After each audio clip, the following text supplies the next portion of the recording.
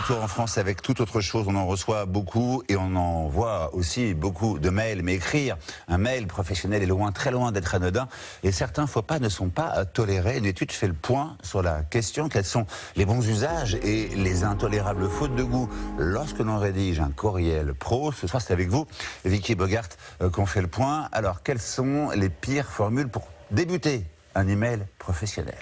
Selon les résultats d'un sondage réalisé auprès de plus de 1000 employés, il faut évidemment absolument éviter les coucous ou encore salut, tout comme l'absence de salutation, car sans surprise, cela fait douter de votre professionnalisme.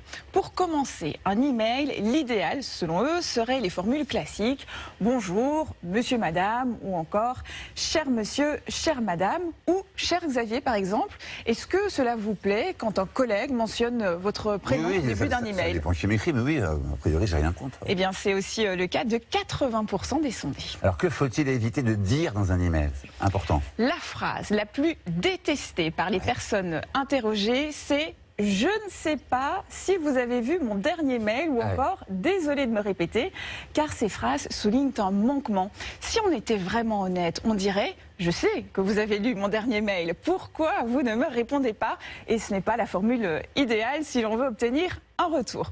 Alors que commencer un email par « J'espère que vous allez bien » ou « J'espère que vous passez une bonne journée » est toujours très apprécié. Enfin, plus de la moitié des employés des grandes entreprises considèrent qu'envoyer un email sans objet est tout simplement inacceptable, alors que dans les petites entreprises, il y a plus de tolérance sur ce point. Ce chiffre tombe à 23%. Alors, comment faut-il conclure un courriel important? Ce qui est apprécié, ce sont les formules comme « merci par avance »,« bonne journée »,« cordialement », dans l'attente de votre réponse ou encore « sincère salutation ». Pour les personnes interrogées, il faut éviter un simple « merci » ou « à plus ». Mais il faut savoir que les avis varient fortement avec l'âge. Seuls 3% des moins de 25 ans trouvent que ces formules manquent de professionnalisme contre 13% des plus de 40 ans. C'est aussi mieux toléré dans les startups où les employés sont moins enclins à se soucier des formalités et acceptent aussi plus facilement les emojis dans les emails. Ça, vous en faites, vous, des emojis dans les emails? Non, c'est pas votre genre. Je sais que c'est pas vrai. Merci beaucoup, Vicky.